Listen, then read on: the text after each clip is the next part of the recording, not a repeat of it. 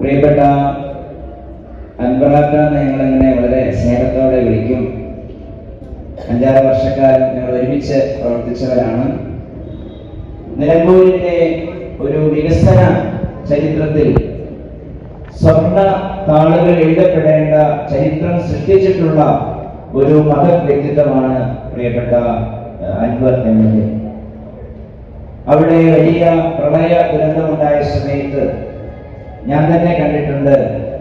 MLA ഒരിക്കലും ചെയ്യാത്ത കാര്യമാണ് ഒരു കൈകൊണ്ട് കൊടുത്തത്.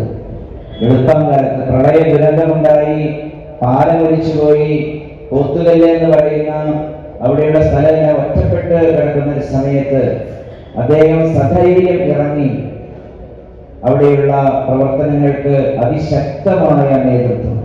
മാത്രമല്ല, വളരെ ചുരുങ്ങിയ കാലം കൊണ്ട് തന്നെ അവിടെ പാലം നിർമ്മിക്കാനും അവിടെ വീടുകൾ നിർമ്മിക്കാനും പുനരധിവാസ പ്രവർത്തനങ്ങൾക്ക് വളരെ ശക്തമായ നേതൃത്വം കൊടുക്കുവാൻ അദ്ദേഹത്തിന് കഴിഞ്ഞത് അദ്ദേഹത്തിന്റെ ഒരു മിടുക്ക് തന്നെയാണ്. അദ്ദേഹം ഒരു എന്താ പറയുക, വെറും MLA അല്ല, നല്ല ചടുലതയുള്ള, പ്രശ്നങ്ങൾ കണ്ടാൽ ചോദ്യം ചെയ്യുന്ന, തെറ്റുകൾ കണ്ടാൽ ചോദ്യം ചെയ്യുന്ന, സധൈര്യം ഏത് സാധാരണക്കാരന്റെ വിഷയങ്ങളിലും കറങ്ങിത്തിരിക്കുന്ന ഒരു കരുത്തനായ ഒരു വ്യക്തി കൂടിയാണ്.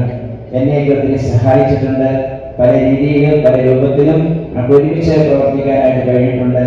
മാനന്തവാടിയിലേക്ക് വരുന്നു എന്നറിഞ്ഞപ്പോൾ വളരെ സ്നേഹത്തോടുകൂടി ക്ഷണിച്ചപ്പോൾ അദ്ദേഹം ഇവിടെ കടന്നു വന്നു. ശാന്തമായി അദ്ദേഹം ഇവിടെ ഈ തിരക്കുകളുണ്ടായിട്ടും ഇവിടെ ഇരിക്കുകയാണ്. തിരിച്ചു പോകേണ്ടതാണ്.